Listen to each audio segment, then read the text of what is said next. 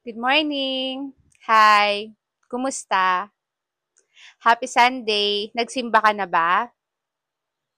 Let me ask you a question. Para kanino ka bumabangon?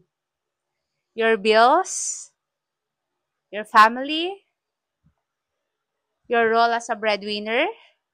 Or yung utos ng nanay mo? Kidding aside. Sunday na naman, no? Ang bilis ng araw. Medyo nakakapagod tong week na to at nakaka-drain. But anyways, just keep going. Kasi someday, babangon ka din para sa sarili mo.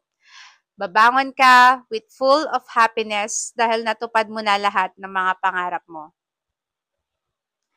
Ano man ang hirap na pinagdaraanan mo ngayon, will soon be paid off. Tandaan mo yan. So, just keep going, laban lang kabsat, and don't forget to pray lagi. Yun lang. Happy Sunday. Bye!